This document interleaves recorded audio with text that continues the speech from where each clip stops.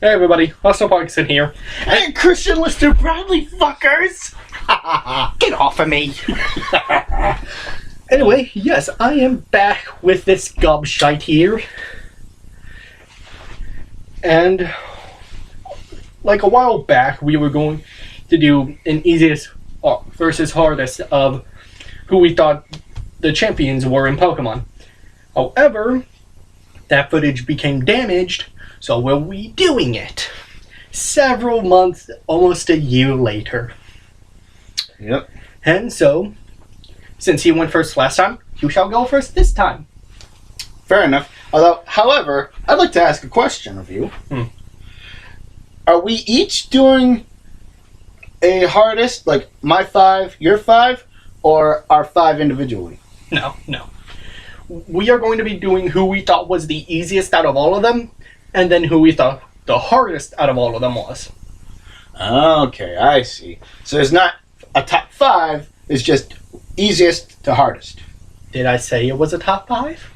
No. Then it's not a top 5. No, I just wanted to make it clear. Okay. Alright, well, my easiest pick is Diantha.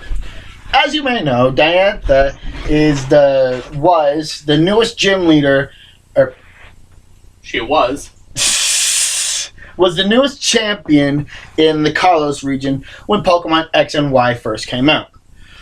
Her team consisted of quite a variety, though there was a bit more dragon types than real variety, but the fact that they did have different typings made her versatile yet easy to defeat. And the better versatile champion was Steven. True. Although I actually have something that I want to say about that if we do a top 5. Okay. Now, Diantha was in no way a pushover, but with the way they did the leveling up mechanisms in the game, she was quite a pushover. Yeah, with the experience shell being the way it was in, what was it, Gen 6? No, Gen 7? Probably. Yeah, Gen 6. Yeah, she was a pushover. She was a real pushover. Everyone was a pushover with that experience share. Had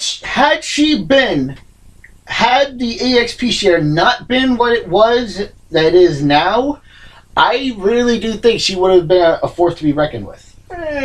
Possibly. Yeah, possibly. I mean, when I first faced her, my team was at least in the 70s, maybe even 80s at the least. And her team was all like in the 50s. It's no surprise that I had an easy time defeating her. Yeah. So... Oh, I thought we were doing your harder... Oh, I thought we were taking turns. Okay, whatever. Anyway, I'll go with my easiest. And this is actually foreshadowing to a future video we're doing together, so... I didn't prepare proper for this, so,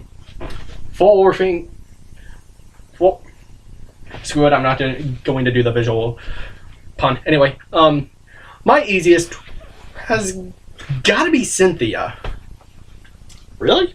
Well, yeah, I mean, granted, people do give her the title of being the hardest one to beat, which we will discuss in the future video later. But if you level up your team and actually have a wide variety of moves, as people are often want to do when they play through a game, she's pretty easy.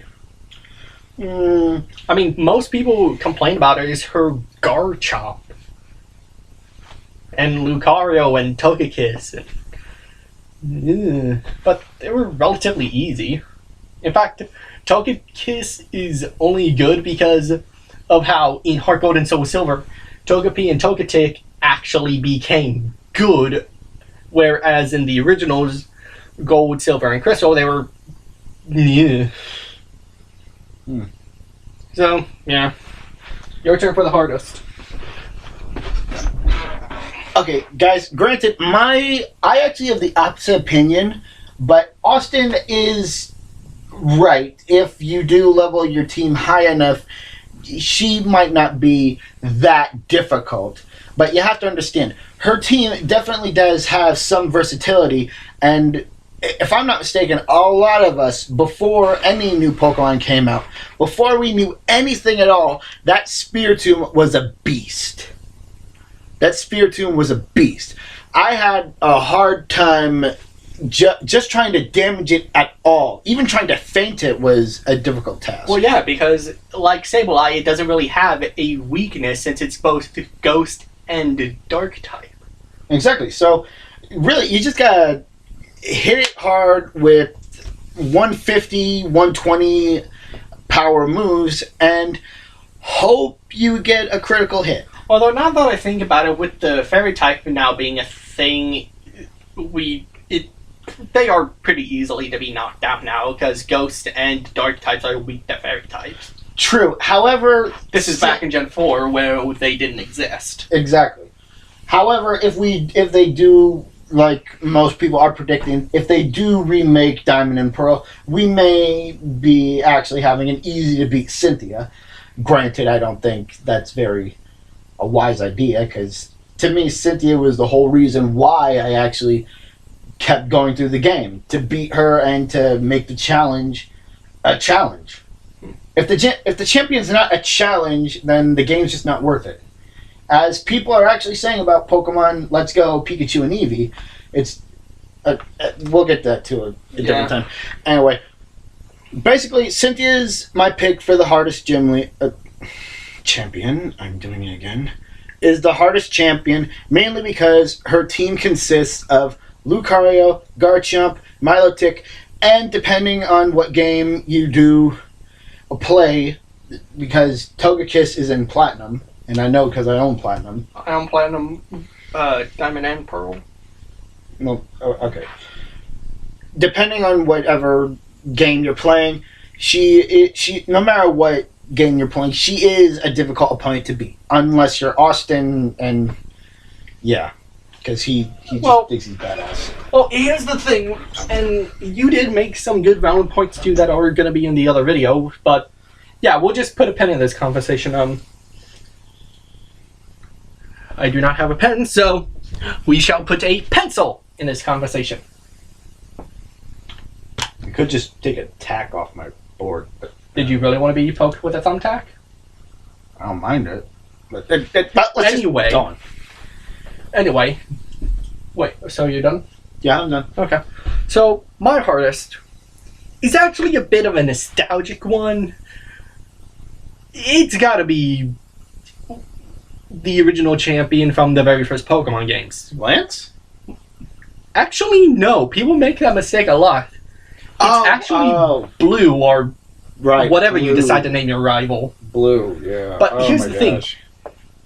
As I've said numerous times, Pokemon Yellow was my very first game I ever played.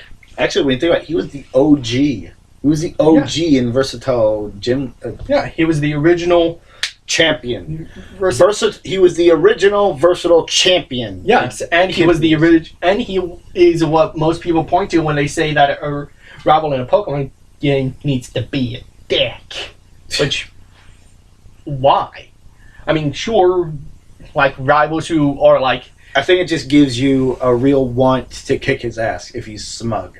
Well, yeah, but having friendly rivals that pop up every 3 seconds, beep, beep, interrupting your gameplay, you want to bash their teeth in too. I don't know. Maybe when it comes to someone like the rivals in X and Y. Yeah, them. Because those. But when you take a look at Barry, I'd rather keep him. I like Barry. Barry's a joy. Anyway, Barry was a dick, but he knew how to be nice. He was impatient as hell, but he was a delight. And I was with that damn fine. I'm fine, you damn Anyway, as I was saying before we got off topic, before we jumped the train tracks and into the gas pumps. I'm actually picking Blue because back then, I didn't know about the whole leveling up and team advantages are. Yeah, I had Pokemon I liked, which was Pikachu, Primeape, Pidgeot, and the 3 Kanto starters, and I liked that, so I kept it. And in honesty, since I was little kid at the time, I had a hard time dealing with him. Which is funny because I normally could have swept the Elite Four. And this is even before I discovered some of the glitches that helped you get certain Pokemon. For example, in Pokemon Yellow, you can actually get Mew in the Viridian Forest. And I will not tell you guys here. I will probably explain it to you in Pokemon Yellow walkthrough. But I will probably forget. Way to wet their beaks a bit with that little tidbit of information. Anytime. So, yeah. But now that I'm older, Blue's almost as easy as Cynthia. Okay. Well, now we're just making fun of my Pokemon waifu a bit too much. Which one? Dude, come on. I'm not that big. You have a list of your waifus in your closet. I do not. Okay. Then how do you explain that binder that says "List of all my waifus," written by Christian Lyster-Bradley? That was written by someone else, and I was going to go and burn that later. It has your picture on the front. Someone stole my face and copied it on there. It's a picture of you from 2 days ago. Someone took my picture and did that. It's the same Never mind. Anyway, that's about it. Any final thoughts before we end the video and start filming this one where we talk about Cynthia? Well, I want to say he does have a good point. Blue is definitely a whatever you decide. Is definitely a tough cookie, even though I haven't fought him yet. But you know, maybe I will finish Yellow one day, and maybe I will think he has a good point. But until then, Cynthia's my number one because she is pretty tough. Well, Blue is the champion in Yellow, Red, Blue, and Green. The original Game Boy Color. I was finishing my final thought, and then you just... Well, sorry. Continue. Well, yeah, as I was saying, Cynthia, always my number one pick for hardest gym champion. Why do I keep saying gym leader? Just before I embarrass myself any more than I already have. I'm Austin Parkinson. I'm Christian Lyster-Bradley. And we'll see you all next time. Onwards and upwards, LNZ. For those of you... Okay, no. Well, while we are scripting the next video, you are helping me get a shorter outro. Okay, and until then, I will show you how an outro should be done. Good day, good night, good fortune to you all, and I will see you in the next video. Bye-bye. That's how you do it, bitch. Would have been funnier if you actually had a mic to drop.